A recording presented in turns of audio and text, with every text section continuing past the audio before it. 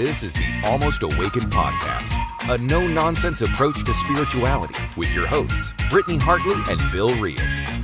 Here we dive deep into the wisdom traditions while acknowledging insightful breakthroughs in science, psychology, and human development.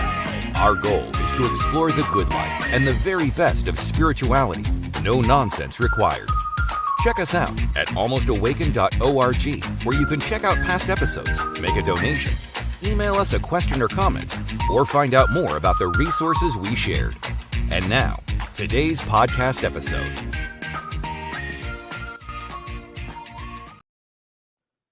All right. Jenna Spangler, let me get that off the screen. How are you doing today? Right. I'm doing well. How are you, Bill? Excellent. Awesome. Grateful for the chance, folks, to sit down and have this conversation with Janet today. She had asked last week kind of what we would be talking about this week. And I thought, man, it'd be fun just to have kind of a off-the-cuff conversation about a few topics that, as you and I went to lunch the other day, you came down to Southern Utah and we had a conversation around various topics, some of them part of this. Mm-hmm. And I just thought the conversation was so good, and I thought it'd be fun to pick some kind of controversial topics and have a conversation from them. So before we get started, any thoughts from you? Anything that kind of roaming around in your mind, or things going on this week that are worth mentioning? Oh, off the top of my head, I can't think of anything in particular, but I did enjoy our conversation. We probably should have just turned on a recording device and did a little editing and had ourselves, an hour and a half podcast there. That's right. But I don't know. I'm always up for controversial conversation. I don't always know everything, but I'm willing to admit what I don't know. And I love to have this kind of conversation and ask good questions, even about the things I haven't thought about too much. So, yeah. One of the things we touched on, we're not going to talk about it today, but we talked about the issue of transgender and transition surgeries for children who feel that they're transgender, right? And one of the things I mentioned was that there's an individual in this ex-Mormon space who that's sort of a topic that they've spent a lot of time thinking about.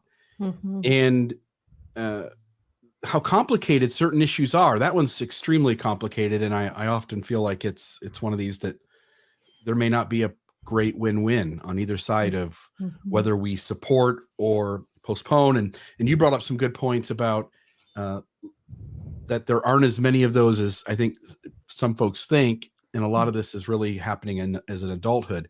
But at some point, I'd love to have that person on. I won't mention his name, but have that person on and have this conversation on the Almost Awaken podcast. And it led sort of to the idea that I wanted to cover some controversial things. And the first one I thought that would be fun is privacy versus security. And it reminds me, I'm trying to remember what the gentleman's name was, but there's the gentleman who was kind of a whistleblower on the government, and he ended up residing in Russia for a while.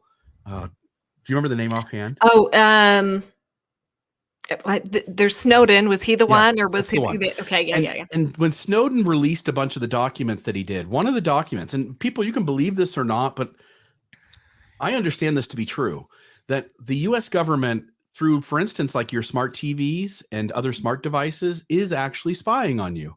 And you think, like, I'm in America and we should have a degree of privacy, but we also live in this modern age where somebody on the other side of the planet can push a button and send nuclear warheads flying towards us. And so there is this balance of how much privacy do we have a right to versus how much privacy are we willing or are we forced to give up in order to have a secure country. And if our privacy is deeply compromised and that information is always able to be used against you, are you setting yourself up for some future moment where the country can take advantage of that and place its citizens in some highly policed status, right?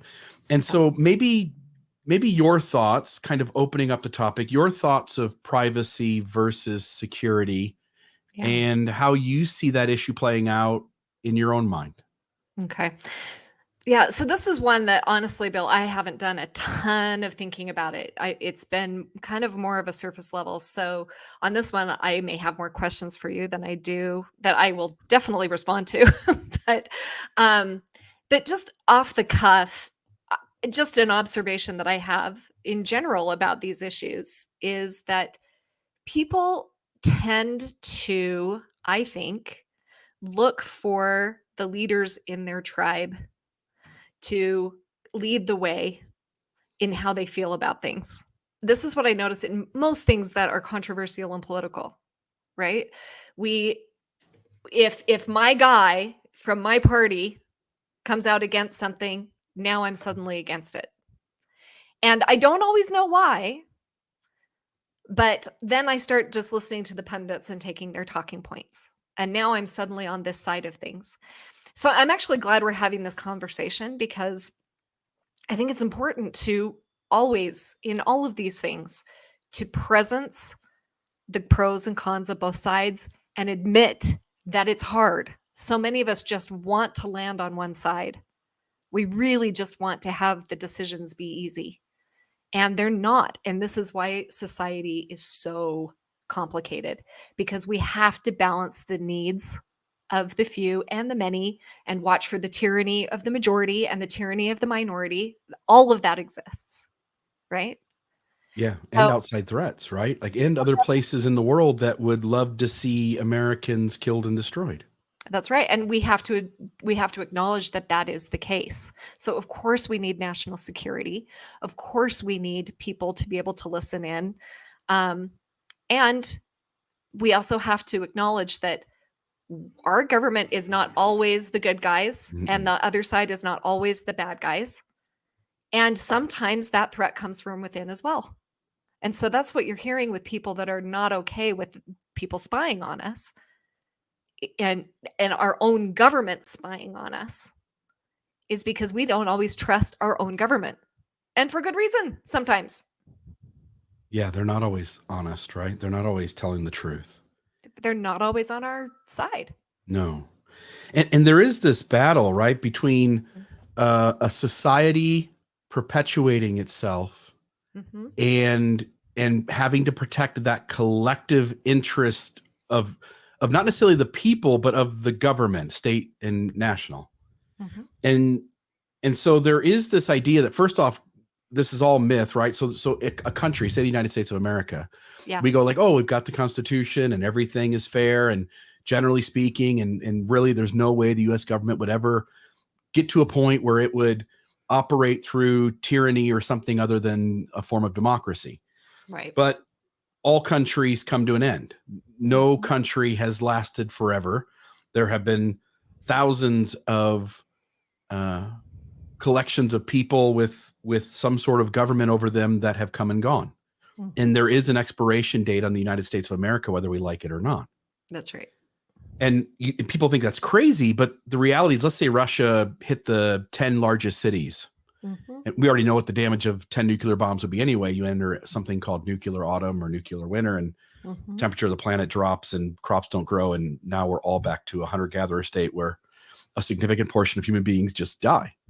Right. But if they got away with hitting major places in the country, it wouldn't take much for various locations in the United States to go back to trying to govern themselves in order to have some form of safety and security in that area. If you could imagine the electoral grid coming down, for instance. Yep. And that would send the country, no matter what, it would send if it was for more than 2 weeks, it would send the country into absolute chaos. Absolutely. So we do have to be able to stop the things that threaten our democracy. Yes. And we have to be able to protect the citizens in some way from a government slowly or quickly moving towards tyranny. That's right. And as you're pointing out, it really is a balancing act of where do you draw the line? 100%. Because we also have to recognize that we're humans with this survival instinct, and that these conversations really do start to activate our deep fear and survival instincts, right? And so we can also go too far in conspiracy theory, in making these conversations or these decisions out of fear, which is also something we really have to watch as humans, because I don't think we can avoid it, but we can recognize it. We can recognize it and bring that to a conversation about it, right? Yeah. Because What I do mean, there are a lot of people that hear a conversation like this and head off into the hills to live off the grid. Yeah. And yeah, in the eventuality that something you're talking about happens, they're going to have the last laugh. And I don't know, what are the chances of something like that actually happening? Hard for any of us to say. Yeah, and probably the chance of it happening eventually is probably good, and the chance of it not happening in our lifetime is also probably good. That's right. What did you think? Were you aware back then when Snowden was coming out with all of that stuff? Were you aware that there were extreme modes by which the government was keeping an eye on us when that information came out? And did that bother you, or now knowing it, does that bother you? Yeah. Yeah, I'm trying to remember what I initially felt about this, because I have been all over the map, and I think what makes it confusing for me is I think all this was going down at a time when I was experiencing personally a huge shift in my political viewpoint and worldview. Mhm. And so there are a lot of topics that I started out on one side and went to the other. And what does that tell me? That tells me, again, I'm doing what I'm saying. I'm following the pundits. I'm Mhm. following what people say and the people I trust. Right. Yeah. And this is one of the problems we have, is it's so hard to get information that we can assess that is actually reliable. Right? Everyone's got a motive. Even the press has a motive. They've got a motive to have the breaking story that is going to bring a lot of traffic to their publication. And so this is where this idea of fake news comes out, and this idea of whatever. And if we don't have some sort of method of reliable information, we are really in a heap of trouble. And I think that's kind of where we are with a lot Yeah. of these right now. But as I think back, some of the thoughts I had, it feels all over the map, right? Mm. Do I like the idea of somebody just spying in on me at any given time? Of course not. Of course I want some privacy. And I remember also having these thoughts of, if I have nothing to hide, then what do I care? What do I care if they, see me doing my stupid things? If I'm not up to anything nefarious, then why do I care? Yeah. But again, the protection, and not that it's real or not real. I think this Yep. is all debatable, but Mhm. the protection that if they are watching and it's Yep. only mundane at the moment, unless you are behaving like a terrorist, Mhm. they don't care that you're watching porn. They don't care that Mhm. you're Mhm. making love in your living room to your spouse. They don't care about that you're debating whether you're going to vote for Biden or Trump. Yep. But that over the process of time, as a country Mhm. becomes more unstable, then that information can at some future point be used differently. And we already know 100%. that they can do things without us knowing they're doing things. Yep. So the idea of a slippery slope, at least the potential of that's there. Absolutely. 100%. I mean, this is why we have, in any criminal investigation, this is why we have warrants. This is why we have, people can't just come searching for things at any given time. And our electronic devices have we've given the government the ability to do that without cause, without a warrant, without anything. Yeah. And I think we're all fine and dandy until we get falsely accused of something and some piece of information is used against us. Or if our political enemies, somehow that tyranny starts to seep in, and now we're on the receiving end we're on the losing end of whatever information we have out there. It is absolutely fraught. The place I sort of land is Mhm. that if the government, if there were some sort of assurance that the mundane just doesn't matter, Mhm.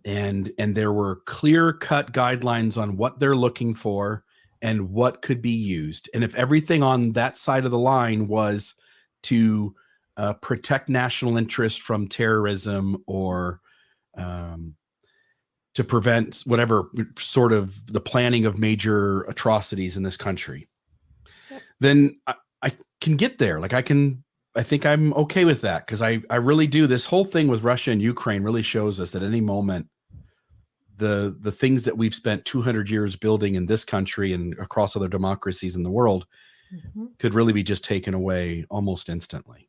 Yep. And so I really think in a modern age with the technology that we have, and who knows what the next generation of artificial intelligence combined with advancements in weaponry, I mean, there's going to come a moment. Let me say this. There's this conversation happening where they're trying to pause AI so that they can have a 3-year break where everybody can kind of figure out what they want to do with it.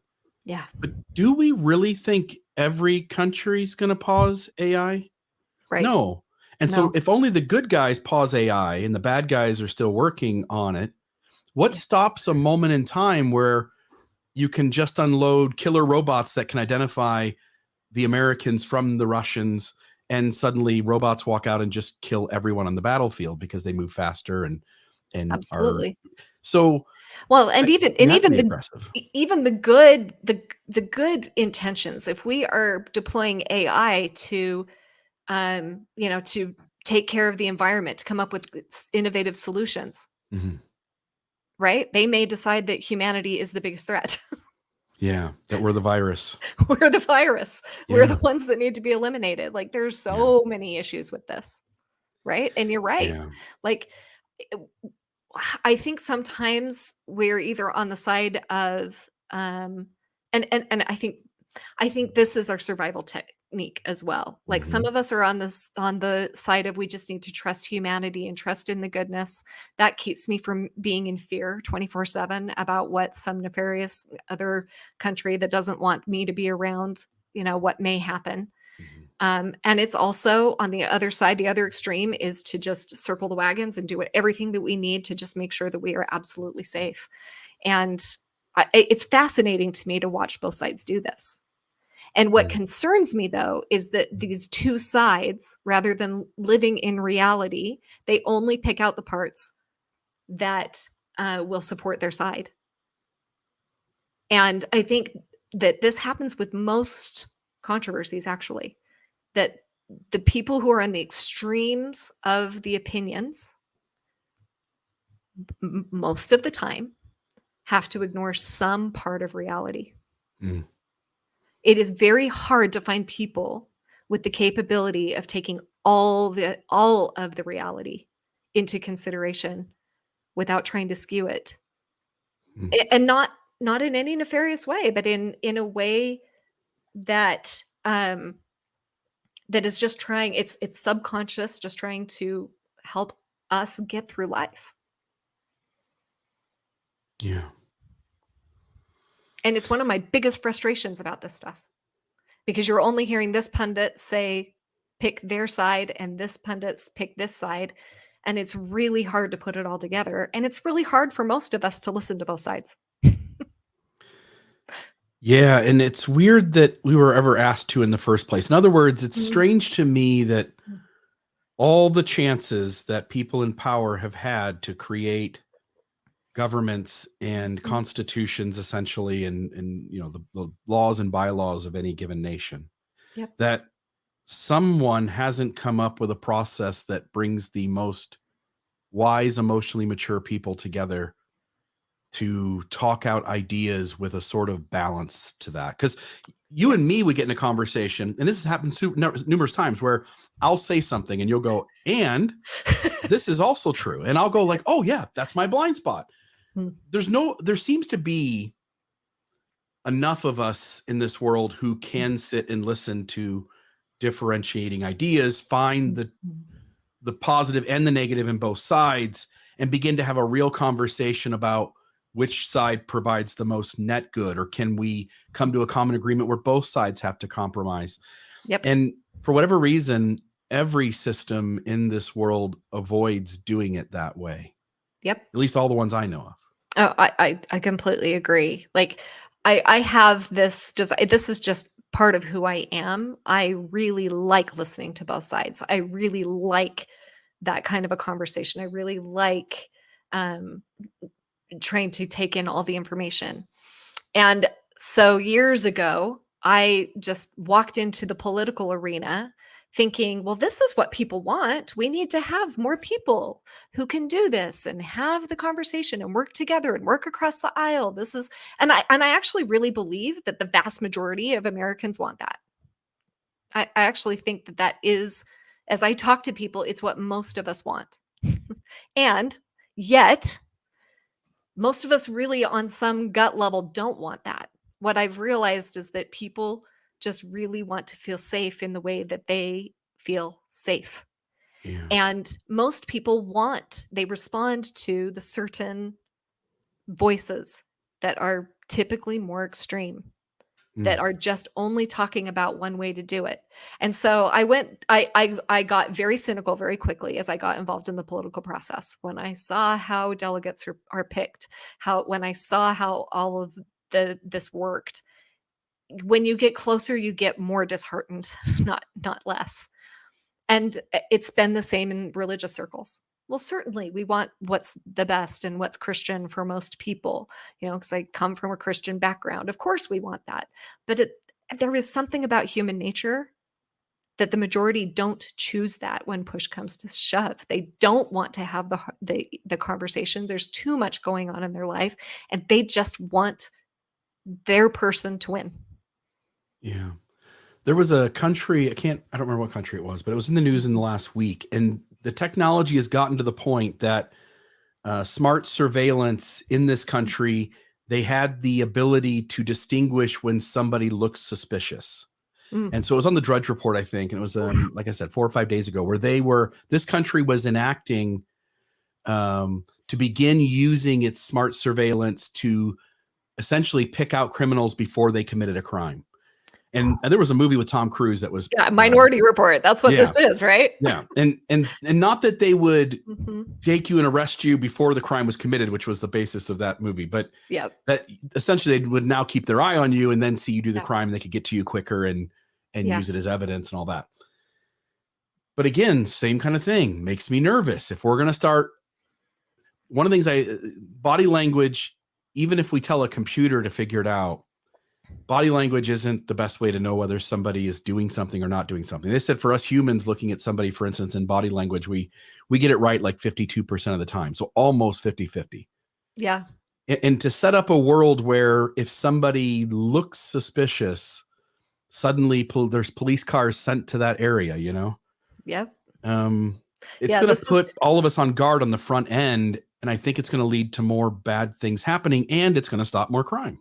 Absolutely. Did you read the book Talking to Strangers by Malcolm Gladwell? Mm-hmm. He talks about this a lot, right? And he even talked to police officers who were trained in this to see what's suspicious, who's lying, who's not lying. And it's the same thing. They get it right, like no better than guessing. It's no better than throwing a dart at this kind of stuff. And so I do get really nervous with this kind of stuff, especially when the vast majority of humans and the vast majority of people in the United States, I believe, have not been trained to understand what their inherent biases are. And if you have an inherent bias that you are not aware of, and then you label someone suspicious, the people who are typically marginalized or that have bias against them are then just further victimized in our society. Yeah. In that Malcolm Gladwell book, they even did some research on judges. And if the judge was physically present to see the people in the courtroom, he was less accurate at ruling the case than if he was not present with them and only read the things that were said versus hearing or seeing the people that were saying them. Absolutely. And our brain tells us the opposite. If I get my hands here, if I get my eyes on it, I've got a better chance of getting it right. And the reality is, no, that's actually not true. Your biases will come in. If you see somebody dressed a certain way or somebody talks different than you, you're going to tend to pass judgments along, even though you're trying to be fair and unbiased. You're going to pass judgments along that you wouldn't have done if you just had the bare bone facts without all the extra. Absolutely. And we're completely unaware of these things. We think we're a blank slate. We think that we are humans that just take in data, and then we can sort through that, and it affects our worldview in good ways. And we are so unaware of all of these other factors and the inherent biases that are in there that are all part of our programming. I mean, it's not a terrible thing. It's the thing that it's that system that helps me know that I like a peanut butter and jelly sandwich, and I don't have to try it every time to know if I like it. When I have to make a decision, I have a lot of experience behind me that helps me get through my day. It's a survival technique. It's something that's evolved over the history of human consciousness. It's a good thing, and yet it's so fast. It's a fast system, so much faster than our rational brain, that we have absolutely no idea how that is guiding us through our lives. Yeah. So privacy and security. Yeah. It sounds like what we're saying is, like probably every one of these topics, complicated. So it's the reason they're controversial, complicated, and there's merit and dysfunction and negatives on both sides, right? There's positives and merit, negatives and dysfunction on both sides of these. Absolutely. And I think what if we're ever going to have any success in coming to a reasoned conversation about these things, my sense is that we have to start with shared values. And what's crazy is we actually have so many more shared values than we do different values in this country, I think. But we fixate on the solution first, and then get really hunkered down in our position. And then it becomes a fight for survival and power and likability and all the things that start to come in our political discourse, where instead, if we could focus back on values, what are our shared values? Can we have a reasoned discussion together on the same side against this issue that is a problem for all of us? I don't think that there's anyone out there saying, yeah, we just want our enemies to be able to, do whatever they can do. We really shouldn't spy on them at all. No one is saying that. Right. And no one is saying that they should have unfettered access. But when you put one agency with one goal and one value in charge, and there's no check and balance, this is where we start to have all kinds of problems. How do we come back to shared values so that there is a check and a balance to what is going on?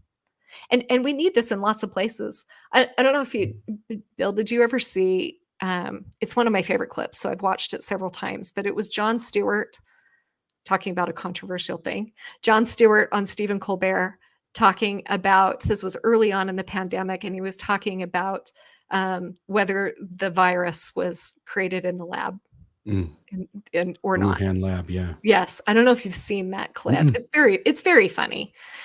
But one of the things he says in it that pertains to this conversation is that he says, we love science. Science does amazing things.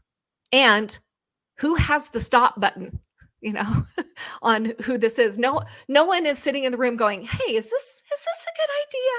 Like, we need ethics people to be in the room with all of these things we're talking about. We need to be able to have ethics experts who have given their time and life to understanding the intricacies of these things and better ways to think about it, to be in the room with all of these different agencies or scientists or anyone who is doing their pursuit. It is too easy to get tunnel visioned and not see the bigger picture. You hit on a great point, and I'll say this, and then we'll move into the next topic. But values, I mean, it's not just shared values. Anytime you come to a disagreement with somebody, if people would recognize almost always in those moments, it's a difference of values. That's right. And that people have whatever their values are. We all come to a moment with our own personality, with our own history, our own traumas, and hence the things that we value are going to be slightly or more different than any other given person on the planet that we're interacting with. And so if rather than go, I'm right, you're wrong, if as you pointed out, if we'll start by what do you value here? Mm-hmm. It's going to allow a lot more room to go like, oh, I can see why you would want the world to look this way. And here's my value. And oh, hopefully you can see why I would want the world to look that way. Absolutely. It makes the conversation, I think, much more productive. Well, and your traumas that brought you to that value are going to be instructive for me because I have not experienced your traumas, so I didn't even know it was there. Like, we are Yeah. actually more informed when I listen to what is traumatizing you. Instead, what we want to do is just say, your trauma doesn't matter. You Right. need to deal with that. That's a you problem. Right. We really have these very guarded systems that I don't want to hear what your trauma is, and I don't want to value it and see the intelligence and the wisdom in it. Yeah. The next one I put on here is tribalism versus individualism. And these were ones that, you and I threw out some different topics, and I think we both kind of threw out 2 or 3 of these. And tribalism versus individualism. Yeah. And John Dehlin and I had a conversation on his podcast. It just aired a week or 2 ago, but it was recorded like a month and a half ago. And our debate in that conversation, it was the 3-part series, and it was part 3 where we talked about sort of this. It was whether helping people deconstruct religion and get out, whether that is beneficial or not to society as a whole. Yes. And we both acknowledge, like, we don't know, like, maybe having everybody in this world move towards waking up, realize all religion is myth, and step out and begin to just be much more individually, more of an individual spirituality, or nothing at all, if that's what they want, versus being part of a religious system, that maybe religion carries certain tools that are really for the society's benefit. And this kind of is in the same line. If like, there is really unhealthy things that go on in tribalism, because now it's an agreed system of values. And that means that some folks whose values or beliefs or their person is different outside of what that collective system agrees to, they're going to really get bumped into quite hard. Yeah. And on the other end, if we let everyone kind of just, if we create a government system, a society that values the individual to the nth degree, then we might end up losing certain facets of helping each other out. We might lose certain facets of collaboration. We might lose certain facets of caring about the bigger collective issues, and hence things could go south before we even knew they did. Yep. What are your thoughts on tribalism versus individualism? Yeah, well, I'll add a big one to one of the things that we lose out on if we just get rid of the religions, right? And that is wisdom tradition that is handed down. We tend to always think that what we know now is so much better than what was in the past. But true development, we transcend and include. Just because we know more than humans knew 10,000 years ago doesn't mean that they were all wrong. And wisdom can be lost. And those wisdom traditions have been passed down in a reliable way through several religions. Now, that doesn't mean that all religions are right, or that they get it right, or that whatever. That there are grains of truth, especially if you looked at the parts that agree with one another, especially when the world was very separated from one another. There's something we can really learn about the truth in the places that different people came up with in different places for ways for us to be well, right? So we have all these systems for this. Governments, as you said, I don't know that they're the best way to hold that kind of wisdom. We have university systems now that hold some sort of the wisdom. Religion is a reliable way to hold on to some of that wisdom. But it's important for us to have repositories and spaces for all of this wisdom to be handed down, right? Because different places develop in different ways. And if you have a country that is not morally grounded in what is good for people, and you combine that with a high technological or AI capability, you are asking for a world of hurt and of damage to be spread, right? So I am just a huge proponent that in this, as in most things, we've got to have a balance, and we've got to be able to name it and recognize, as you're talking about, what are the pros and cons? What are we giving up? Do we have mechanisms to provide the most good to the individuals in any collective?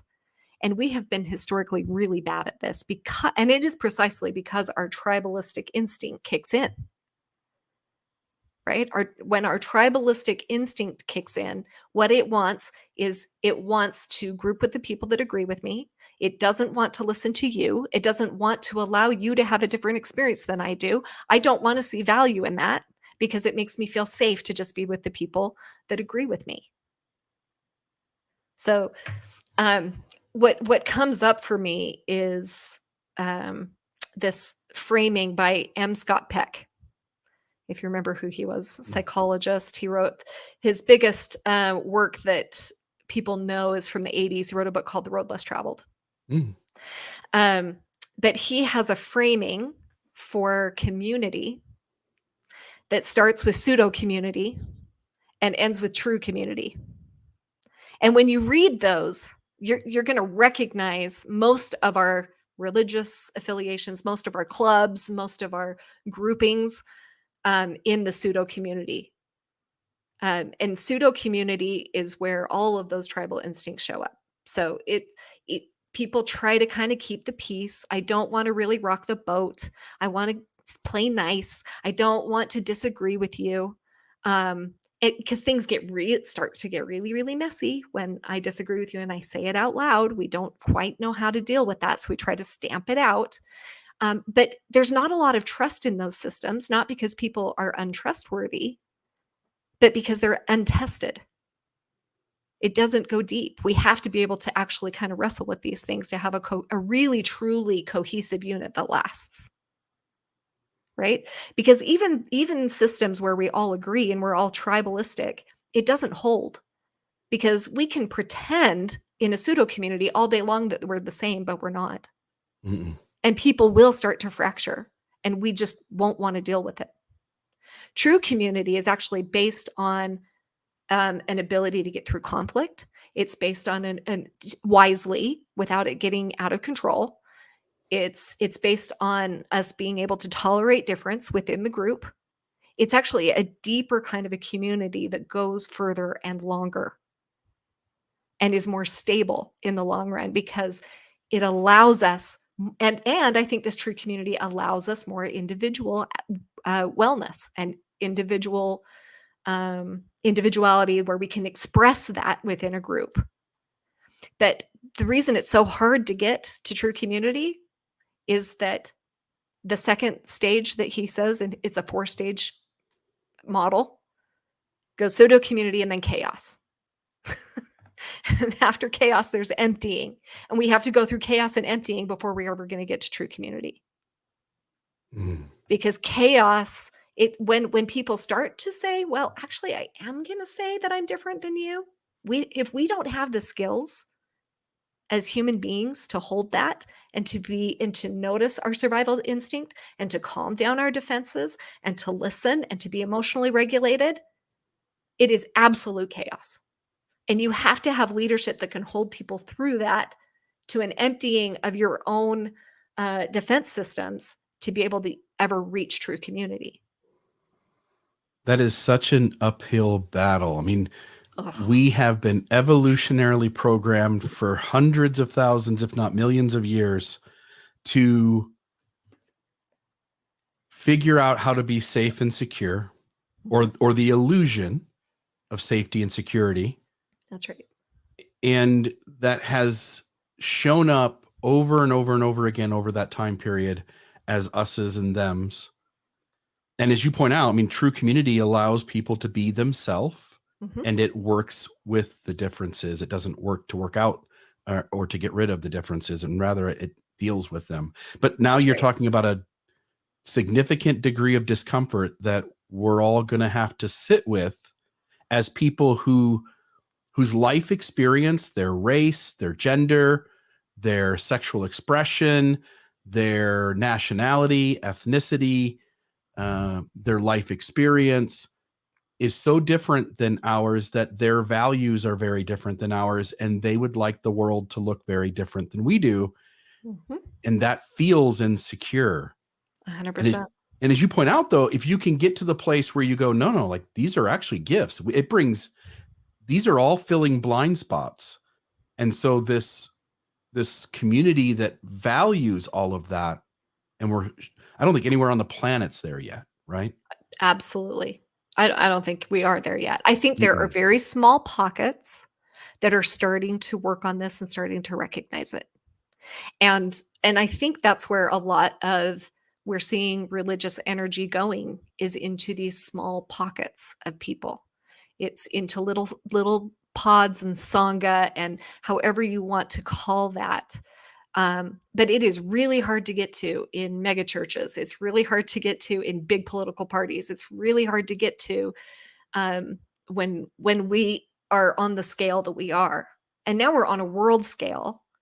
And I actually frankly think that developmentally, technology brought us to a place that we are not evolutionarily in an evolutionary way, we're not prepared to deal with it. The technology's moved much faster than our ability to catch up with it.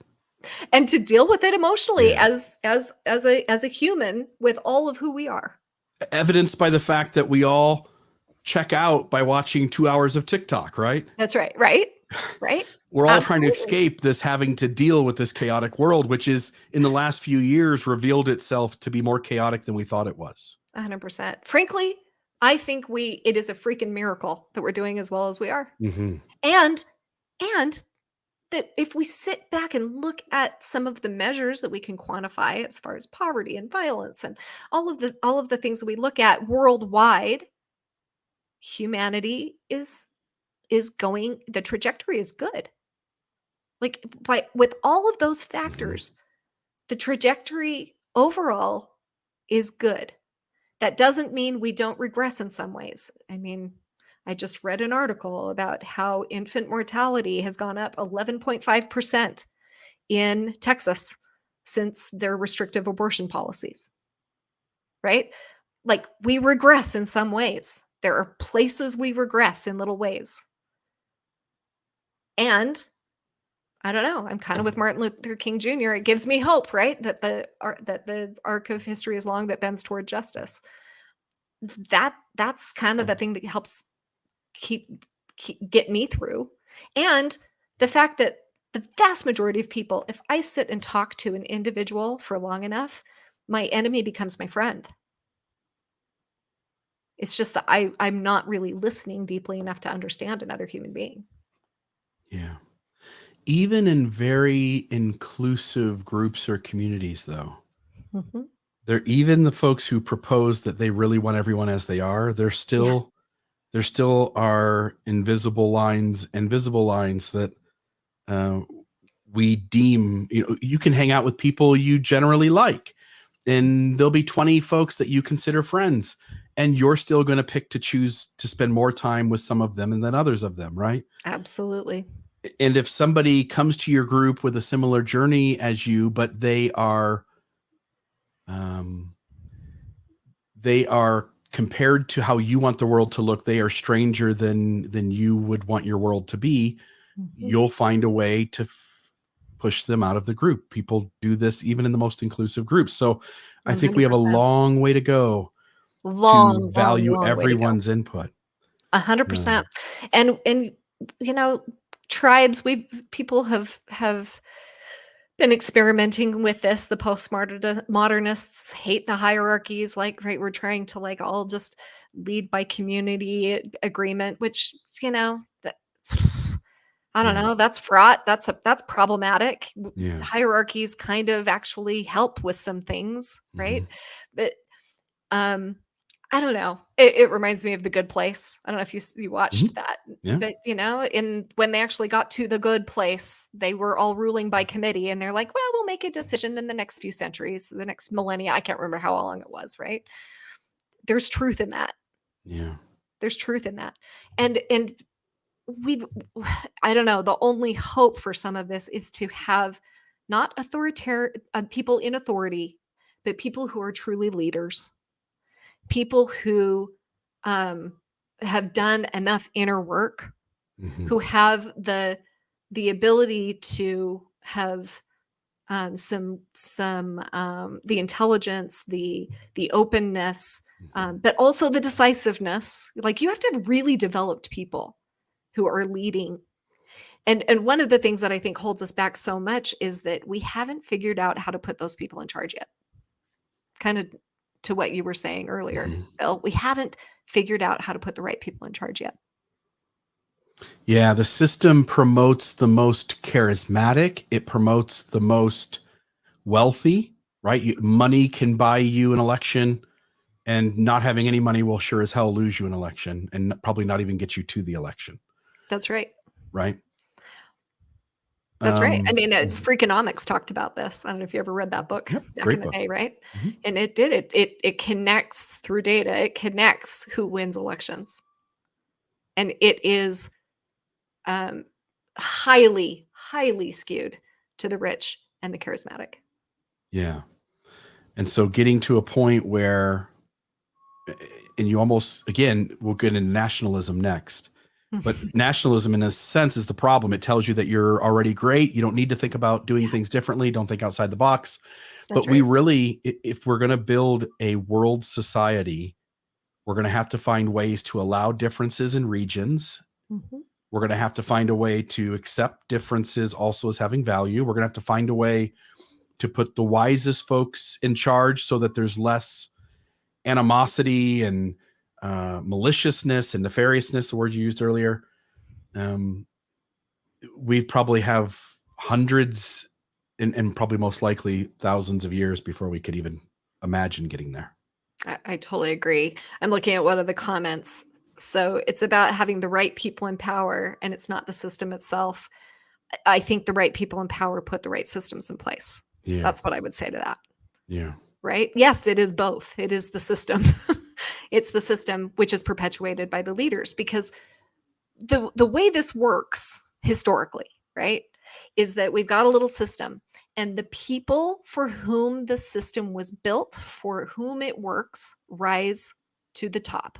They rise to the power, into power of the group.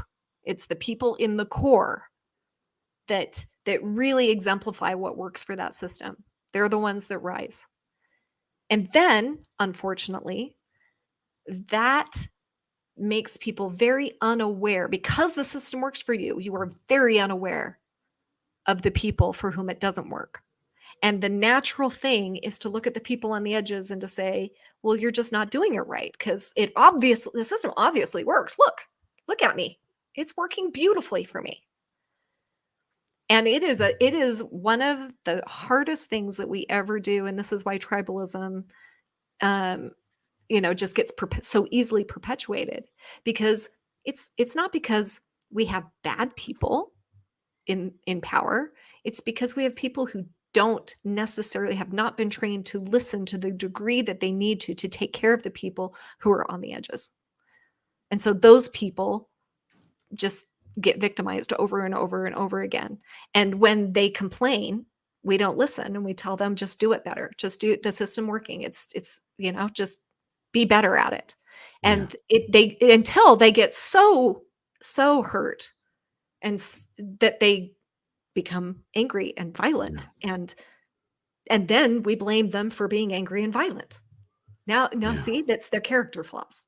It's such a vicious cycle with systems. Yeah. In fact, I want to talk about systemic issues right after nationalism. So, okay. All right. Let's hit on nationalism for a moment. And what I would say here is that thinking you're the best country on earth, or encouraging your people to be loyal to your government and your culture and your society, ends up with a lot of blind spots, to the point where most conservative Americans have this kind of intuitive idea that America is the best place on earth. Yep. And maybe it is, but the data seems to say otherwise, right? When we look at, and there are reasons for it. I think America might have more diversity than some of the places that seem to indicate where people are happier. So Yes. America might have challenges that those places don't have, and I want to acknowledge those up front. But 100%. when America says it's the best place on earth, it seems to be ignoring the study that's done every year that weighs healthcare, well-being, crime. I mean, it goes across like 24 different categories. And what ends up happening is these European countries like Finland, Scandinavia, I think, Netherlands, Denmark, those places. New Zealand tend to, and they're we've talked about this maybe on the podcast before, but they're a common ancestry of people. And the places where those people created the country and the rules, those folks seem to measure quite high on these scales. Yes. Finland's won 6 years in a row, I think. Mm-hmm. And when you think you're the best place on earth, meanwhile, you have all of these inner city problems, poverty, crime, drugs, all the issues that America does. When you think you're the best place on earth, you're not really prone to sit and listen to what others might have to offer for improvement. And so with that said, what are your thoughts on promoting nationalism or giving a message contrary to the promotion of nationalism? Yeah.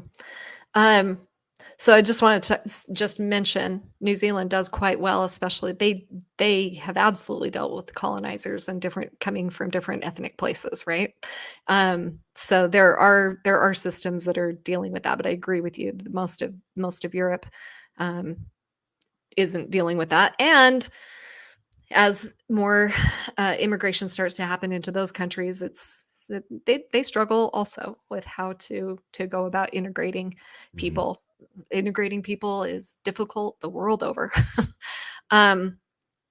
But sorry, I lost the question. The question is that with nationalism, do we encourage it? So I feel like there are some real problems, and I'm just full disclosure, I'm probably on the side of nationalism being a net bad thing, right? And probably because I've been really studying and focusing on the problems with it. In America, it is typically not just nationalism. I think we have to name that in America right now, in this moment, it is white Christian nationalism.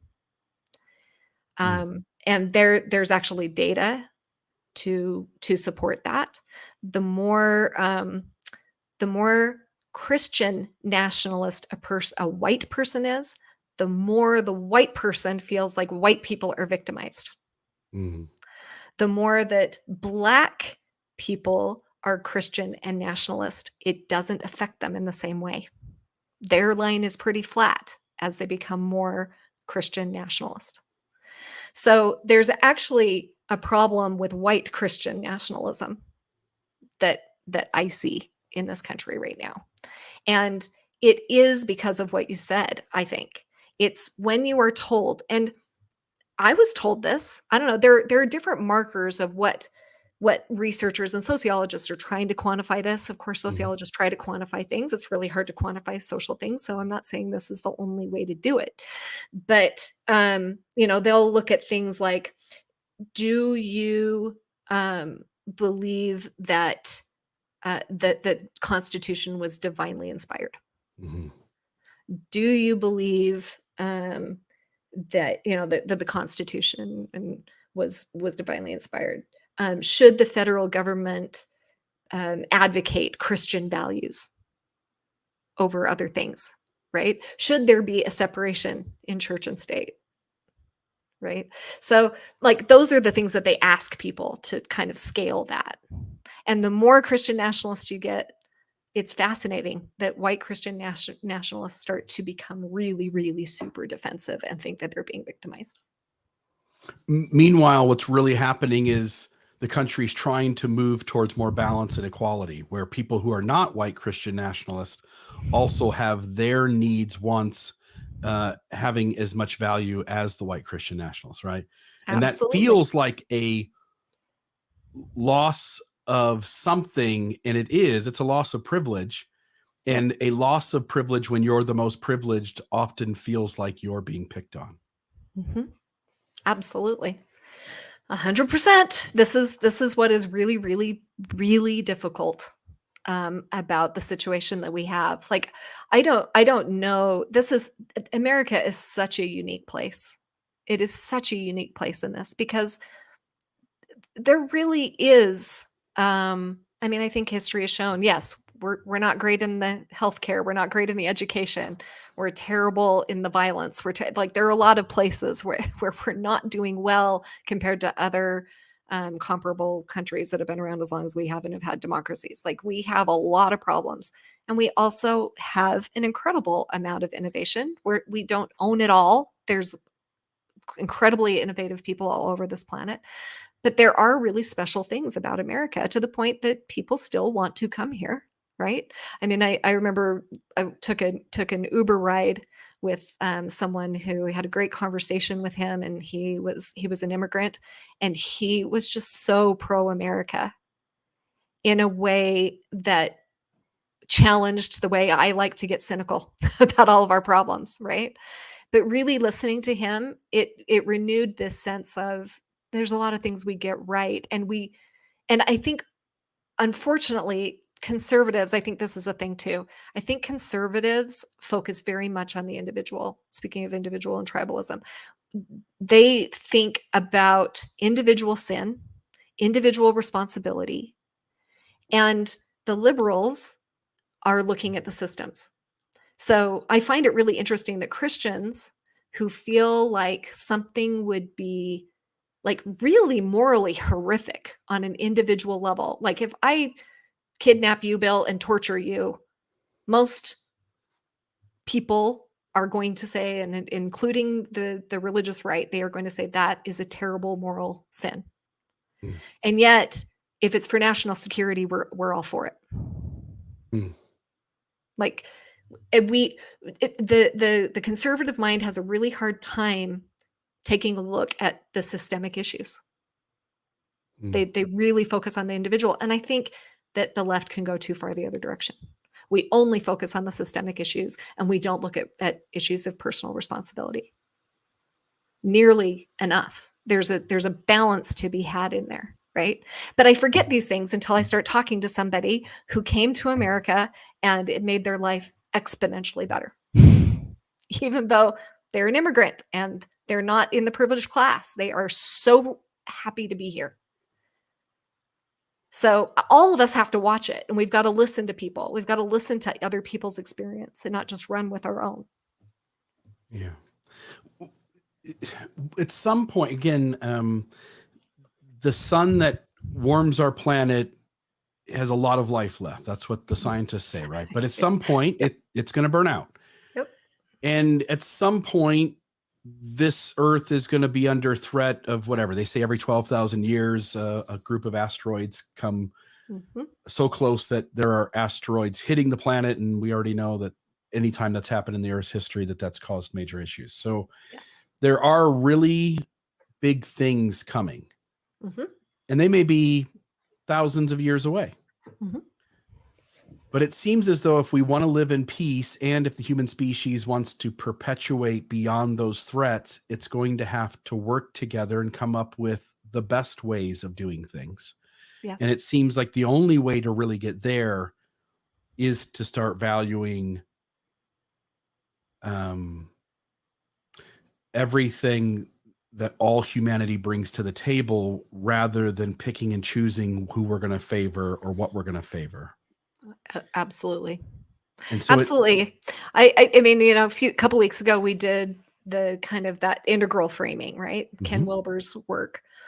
Again, I said it then and I'll say it now. I don't think it's the thing that is going to save us, but it is one of the best things I've seen as far as framing ways of what we need to think about, what we need to be aware of, and how we get to where we need to be. And part of me is just holding out hope that we can get enough people who are integral thinkers who have some way of innovating and getting that kind of knowledge into the hands of people who are in charge. That, I think that's the biggest hurdle that we have, is how do we get the information? Because there's a lot of wisdom out there. There's so much wisdom. There's wisdom in the margins. I actually think that sometimes the margins have more wisdom, because difficulty brings up all the problems in the system. If we'd start listening to people, we could really fix some stuff. I just don't know how we get that to the right people and get the right people in power to actually do something about it.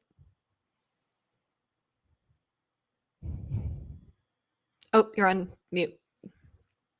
The systems that are currently built don't do that. And in order to change them, you almost have to tear them down.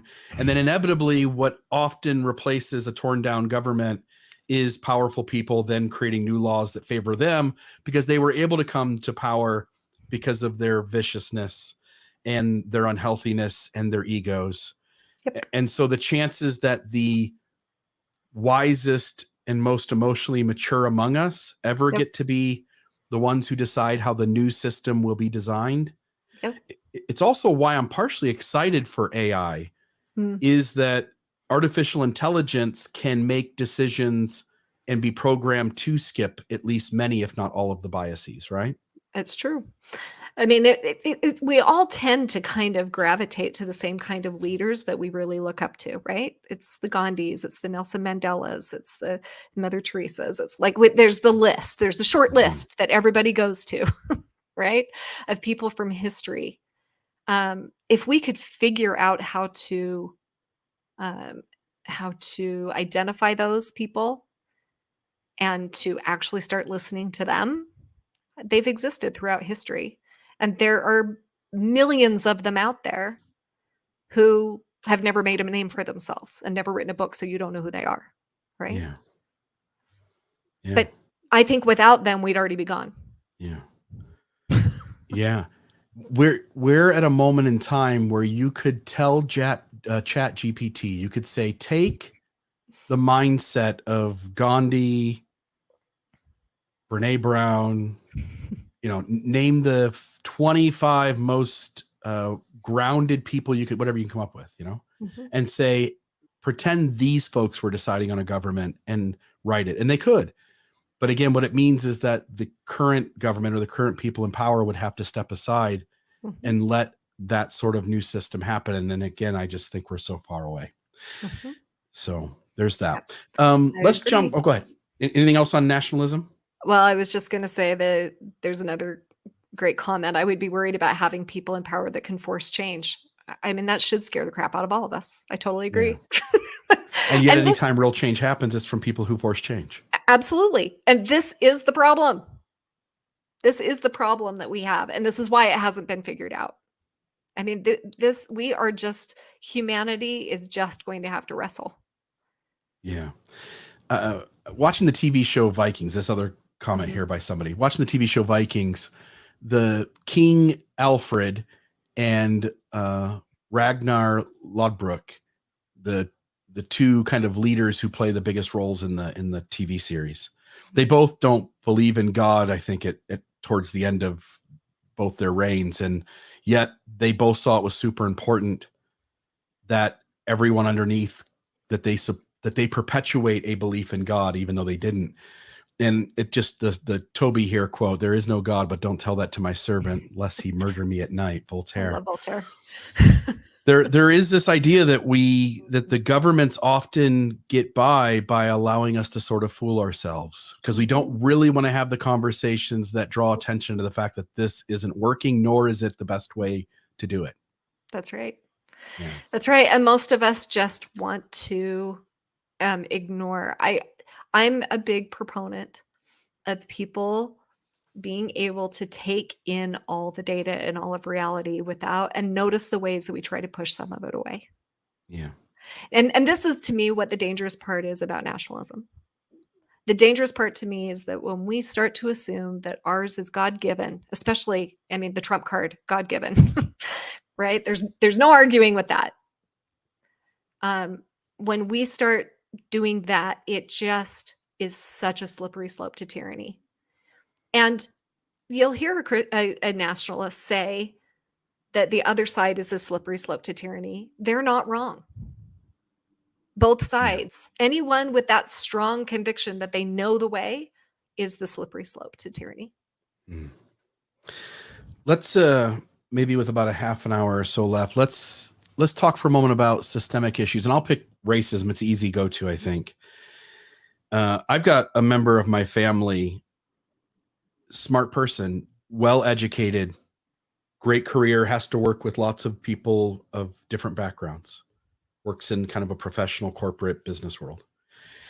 And this person feels like it is the fault of people of color that they don't get themselves out of the rut. And I have the whole opposite view. And it's interesting. Whenever we get together and this is the conversation, it's this interesting debate because it seems so common sense to me. And here's what I mean. In the 1500s, 1600s, 1700s, right? Slavery. Mm-hmm. And then, Lincoln comes along and he has his own agenda and we write stories about him, but those stories aren't exactly true either. But slavery ends. Mm-hmm. But with slavery ending, we still had segregation. Mm-hmm. And segregation meant that people of color had the shittiest restaurants. They had they had to sit in the back of the bus. They had to live in the poorest neighborhoods. They had to have the things that the white Christian nationalists, by the way, didn't mind them having at a bare minimum, right? Not only segregation, we had Jim Crow, we had the 13th Amendment, like we have all kinds of ways of just imposing legal slavery on people. Yeah. And so here we are in 2023, and it's easy for somebody to go like, well, they would just do XYZ, they could get themselves out of it. And in my head, I'm going, wait a minute. From the 1500s, 1600s, 1700s, 1800s, 1950s, mm-hmm. Why do we think that by now they should have gotten themselves completely out of the poorer neighborhoods, that they got themselves the equal hospital care, that they got themselves the equal jobs? And the white conservative folks in this country tend to play this game where they go like, well, I just want it to be fair. Like, let's just pick the student with the best GPA and let's just give them the college scholarship. And that's so flawed because it's so stacked against the minorities. Yep. And the easy thing for me to explain this is to go, look, science says that a person of color's intellect and brain isn't any different than the white person's intellect and brain, for instance. Yep. And hence the reason they're stuck in these perpetual problems collectively is that there's not been enough time or assistance to get them out of the hole that the 1600s, 1700s, 1800s, 1950s placed them in. Yep. And hence you have to sort of, and I mean this in a positive way, you have to bend over backwards to give these people added privilege, meaning that if the person of color has a 3.6 and the white kid has a 3.8, you give the scholarship to the 3.6, because we have to, the only way we can quickly get to a place of equality is to preference the people who are currently not benefiting from that system. Yep. Any thoughts from you on systemic racism, I guess, is one, but systemic issues in general? It just seems like with a broad brush, we go, nope, everybody's responsible for their own problems. Pull yourself up by the bootstraps. And it doesn't really take into account how things have worked over hundreds of years. 100%. I mean, if you look at, if America has a personality, right? The dominant personality has been that what you just described, the pull yourself up by your bootstraps, individual effort creates all the benefits that you have. I mean, that was the system. I was raised in a very politically conservative home. I fully believed all of that. And I don't know that I ever felt like, people of color are inherently, inferior in some biological intelligence kind of way.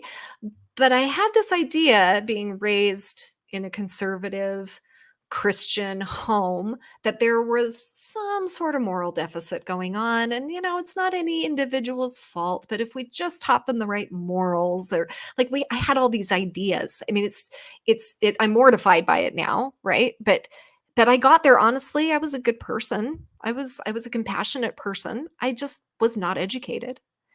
And I wasn't really open to being educated, because the people that were educating me, I thought, automatically had it all figured out.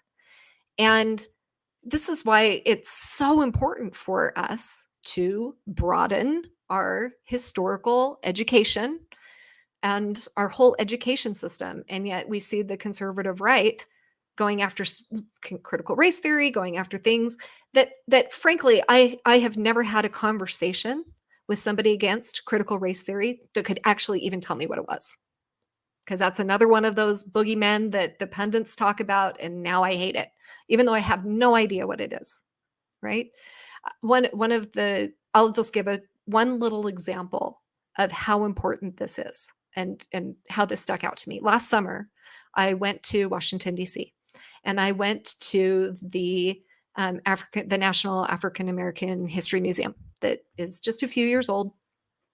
Highly recommend it.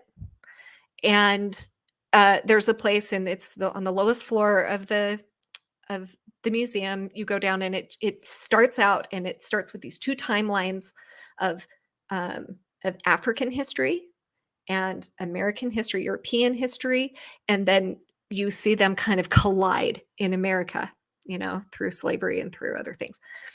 And I'm just telling you, it is the thorough history lesson I never received as an American person in my school that I thought I got a decent education at. But I am telling you, and I'll give you one example of this that really stuck out to me. They have a cotton gin there, and they have it on display so you can see what a cotton gin looks like. And I remember what I learned for my I took AP American History, AP US History. I got a 5 on my exam. I was really, really good at it, right? And I remember, what did I learn about the cotton gin? I learned that Eli Whitney, this amazing inventor, invented the cotton gin, and it started the Industrial Revolution. And isn't that amazing, right? Well, the little plaque on the cotton gin in that museum also presences that it made the ability to take I don't even know what they're called, but the little things out of the cotton that you have to get out of the cotton, right? I don't know if it's bowls. I don't know what it is. I don't know what I'm talking about. But that process, was made 4,700 times more efficient by the cotton gin. So if you're a white person writing history, that's amazing. If you are a Black person writing history, now you recognize that there is a logjam. Now you have the process of cotton, of harvesting cotton.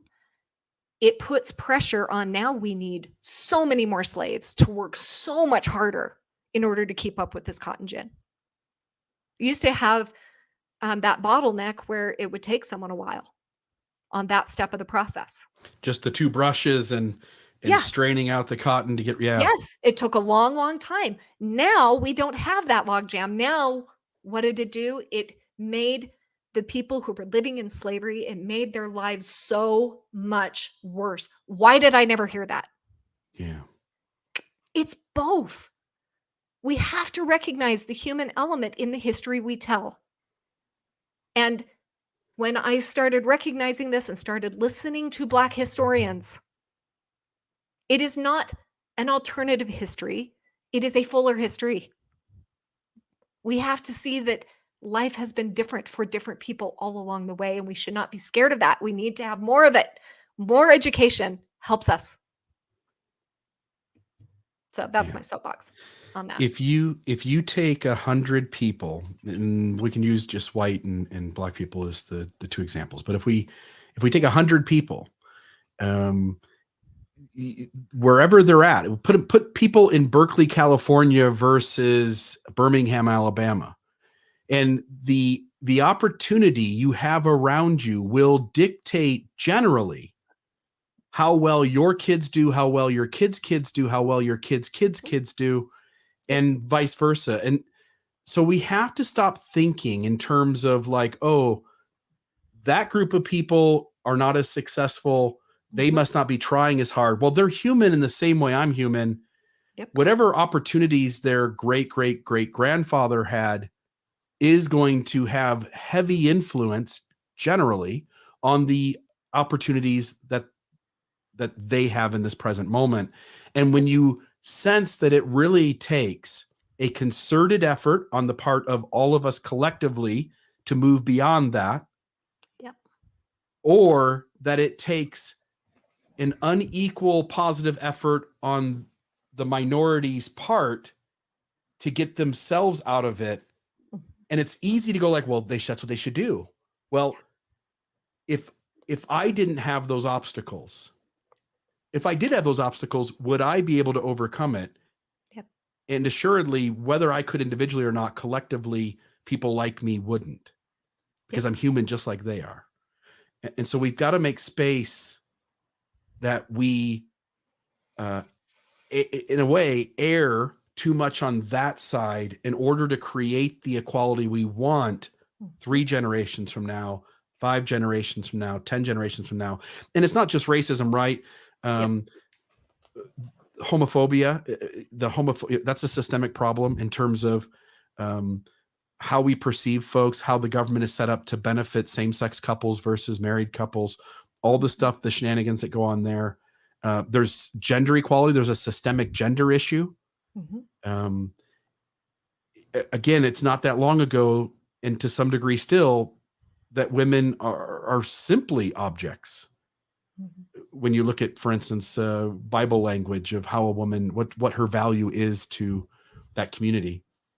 Yep. We have to err on the other side if we're going to fix these issues, and it's still going to take generations to do it.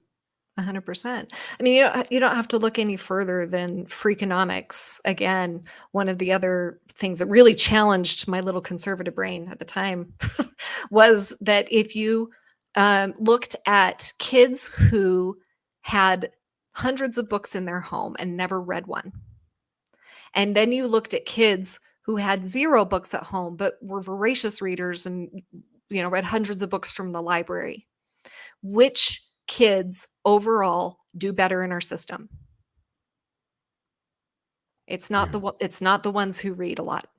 It's the ones from the wealthier homes that are wealthy enough to own the books.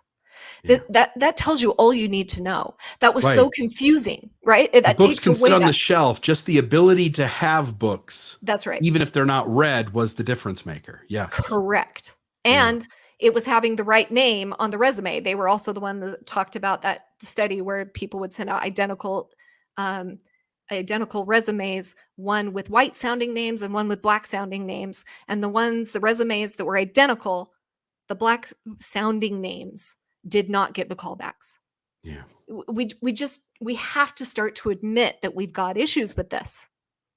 We've got to start noticing that there are problems, that just being educated, that is a powerful, wonderful thing.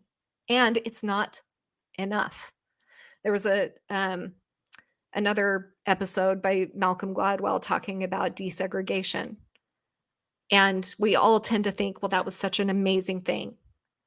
But I love Malcolm Gladwell because he always shows the other side of things, right? Yeah. He always pulls you in and then tricks you and shows you totally, right? The world on its head. Yeah. Absolutely. But he showed how doing away, because guess who taught at the black schools? Black teachers. And guess what? The black teachers loved their black students. And when you forced them into schools, when you forced them together, which teachers got let go? It was the black teachers, right? So a whole bunch of unemployed black teachers, which is also not helping the community, right? And then these black students were forced into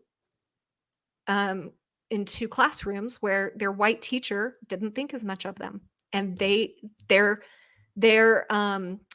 success in school started to go down. Yeah. And even to this day, if there's a white teacher who is going to choose which students are eligible for the gifted programs and the gifted track, the white students get chosen. If it's a black teacher, it's equal. But if it's a white teacher, the white kids get the advantage. We have issues that are so ingrained in us, we don't see it and we're not even recognizing it. So yeah, I don't know. There was an interesting conversation going on here. I was going to say, oh, someone made the comment, you're saying that you don't learn valuable skills during trials. I just want to address that one, because this is one we talk a lot about. There is this mantra, right? That what doesn't kill us makes us stronger. No, sometimes it takes a leg. Sometimes it costs us an arm. Sometimes it makes us wheelchair bound or puts us comatose in a hospital, or 100%. And it lays in deep trauma that we cannot see. Right? And when we can't see it, we make all kinds of assumptions about ourselves and others.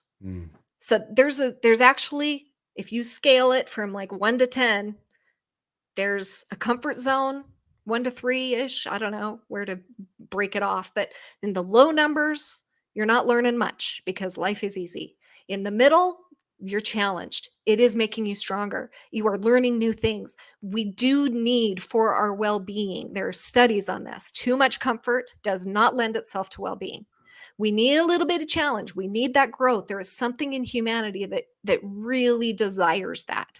And it's good. You get in those upper levels and it is trauma. And we have done generational trauma to certain people in this country. And it is not just along racial lines, but that's just one that's really easy to point out and see. We won't talk about it here, but you're reminding me of another controversial topic, which is liberal parenting, valuing like no spanking. We're going to talk to the child. If they don't want to do something, they don't have to do it. And I see the immediate value in respecting this child as a person and not trying to cause any harm.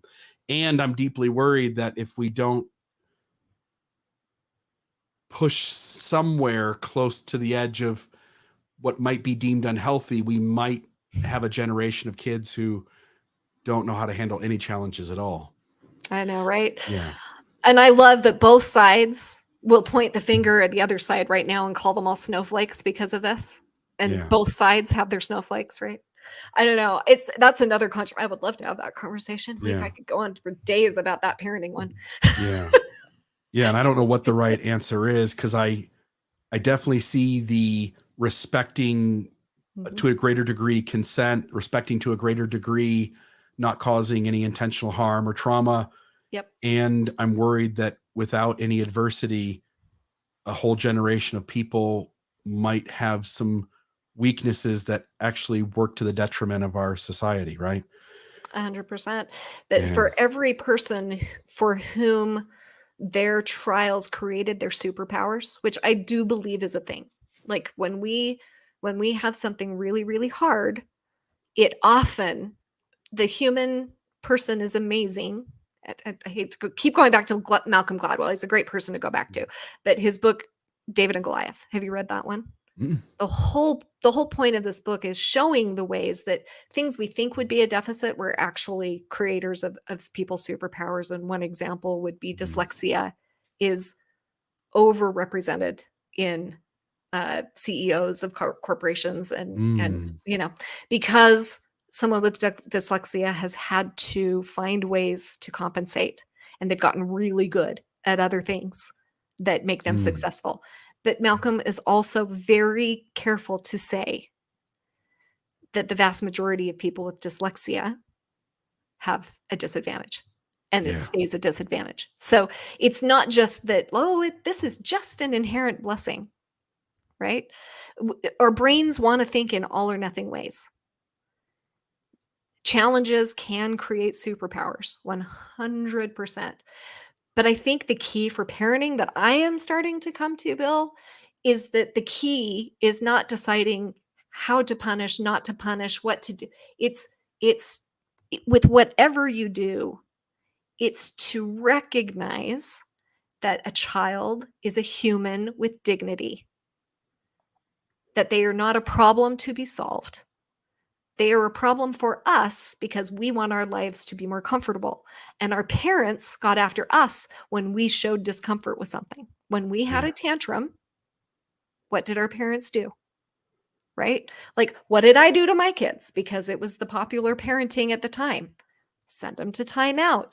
When you come back to normal, you can come back to be with the family. I'm going to train you into completely disregarding your Stuff your discomfort down. Yeah, right? Your frustration, your whatever.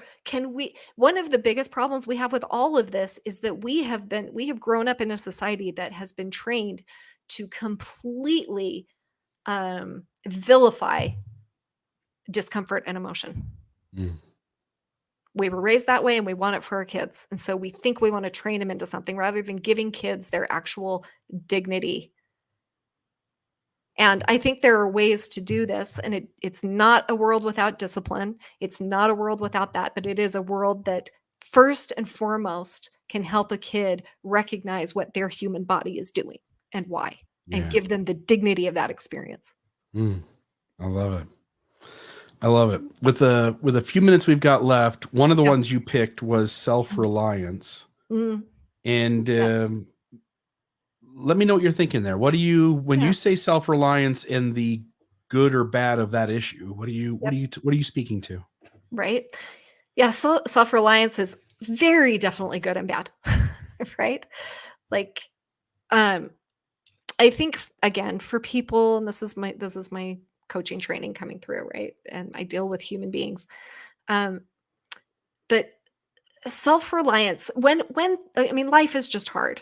I'm with the Buddhists. I'm with Buddha, who said this is just a natural part of life, right? Suffering is going to be part of our life, and we do need to have skills in order to get through that. And in some ways, this comes back to also a community versus individual issue, which is what we are finding about good healing and getting through difficulty in life is that we need two sets of skills. We need self-reliance. We need to be able to self-soothe. We need to be able to, be empowered to make choices to get through our difficulties. We need to feel empowered to do hard things and meet challenges.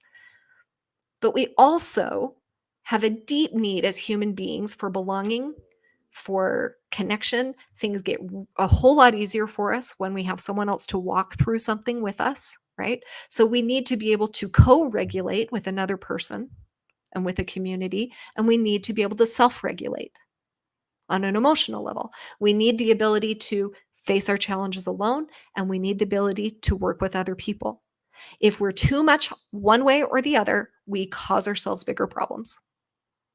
Right? If we are always relying on other people, that is going to weaken us personally. If we are always focused on ourselves, we are going to lose the gifts of community and working with others. And one of the things we now know, there are more and more and more neurobiological trauma studies coming out. We are understanding the physiology of this in our nervous system. Too much self-reliance, going too far that direction, which America has done, with which Christianity has done, which the faith we grew up in. Holy crap. Mormonism is so heavy on self-reliance. I believe that's a trauma response. Because trauma tells us other people are not safe and you need to do it all yourself. And so that's the new aha that I've come to, is that self-reliance is a good thing. And when it is a hyper focus, it is a sign of trauma. It is a sign that we do not feel safe in community. Yeah. When I think of like homelessness or mental illness, which often homelessness is deeply connected to. Absolutely. There, in my head, I go, we have got to figure out a way to provide a roof over the head and food and a warm place to, to sleep for anyone in this country. And I know that some of that's an uphill battle. I mean, if somebody has really severe mental illness, even if you give them those things, they tend to sometimes walk away from them and end up back in the same problem. Yep. And I'm also aware that if we created a bunch of overhead assistance to those folks, that there would also be folks who could have taken care of themselves who end up then benefiting from that system. And as you're pointing out, like there might be this razor thin edge of supporting those who need it while also not allowing everyone to take advantage of it. For instance, we saw when COVID happened and everybody started getting some checks, and I don't think they were that big from my point of view. It was $1,100 a month or something like that, you know, but you saw a significant part of the workforce just drop off because people said, well, if they're going to pay me to stay home, I'll stay home. And there's debate about what age group it actually was that was taking advantage of that. There's some data that actually shows it was the 50 to 60-year-olds who were exiting the workforce 10 years early. Yep. Because they saw kind of how fragile life is and wanted to enjoy some of their time. But at least to some degree, I did encounter younger people who felt supported enough by the government assistance that they didn't go work. And man, I feel like that's such a thin line of having a dependent society on government and also supporting the marginalized among us who simply are not ever going to be able to take care of themselves. Absolutely. And the problem is that systems are really bad at doing all of this. And it's really labor intensive to assess really the needs that people need. And you throw on that it's usually people who are doing fine that are trying to tell people who aren't doing fine how they need to do it rather than listening to them and what the problem is, right? I love service, but we do it from a place, when you do it from a place of top down, we're not really serving people. We need to be doing it from a space of solidarity. Like the people who are coming up with solutions cannot be the people who aren't experiencing the problem. Right? We need to get in there and understand people and understand and listen to them, understand what their issues are, not what we're assuming their issues are. Because we haven't lived that life. We don't know what the barriers are. We may be helping and we're putting up more barriers for people if we're not truly listening to people. This is not easy. And this is so labor intense. We have not figured out how to do this. Yeah. And hence I'm back to what you said at the very beginning, which is there may not be great answers in the moment for many of these things, that it requires a lot of balance in our view. And as I've been pointing out, it may take and likely will take lots and lots of generations to solve any of these things. These are really complex problems. Yep. But I agree with you. I think our first step and one of the most important steps is to listen to each other. Absolutely.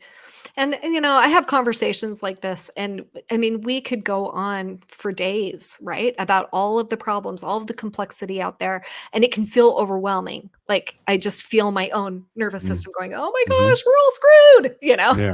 Yeah. It's so hard. And so I always try to balance all of this with, it's a testament to the fact that we have all of these problems, that we're all still here and able to even have the conversations. And for me, it's really why I come back to wisdom tradition in a lot of ways, and why it's important to pay attention to our inner life and our spiritual life. And, you know, not in the ways that start to become authoritarian. For this, I do think that it's important to notice the things that give humanity hope. You know, we all know those stories and those movies and those, like, you know, we're all buoyed up by the Viktor Frankls of the world, you know, that have gone through just horrific experiences and have come through with more wisdom that they can share with the rest of us, right? Like there is something in us that really gravitates to people succeeding, to people being well, to people overcoming what is hard in this life, to people supporting one another, for people being willing to sacrifice for one another. And that, I just don't want us to ever forget that that is such a core part of who humanity is. And the rest of it is traumas that we are enacting on one another. For the vast majority of people, I believe, are not trying to inflict harm. They're inflicting harm out of their own hurts, right? And we can only heal ourselves, but we can't do it alone. Excellent. Love it. Folks, hope you appreciate the conversation. If you do, you want to hear more things like this, the kind of stuff we cover here on the Almost Awaken podcast, go to almostawaken.org. Donate a few bucks, $5 a month, $10 a month is a super big help to us. Jan, I want to thank you for spending the summer with us, and I'm really enjoying the conversations that we're creating. And me too. Yeah, and I hope folks, if you really like the conversation, hit the like button, subscribe to the channel. Almost Awakened is every Tuesday at 1 p.m. Mountain Time, and we'll be back here next week. Jana, any closing comments, any closing thoughts? It sounds like you nailed it there at the end. If not, we'll call it a day and we'll get out of here. Yep. Sounds Okay. good. All right. Have a great day, everybody. This has been another Almost Awakened episode. Check us out at almostawakened.org, where you can check out past episodes, make a donation to keep this podcast running, email us a question or comment, or find out more about the resources shared in today's episode.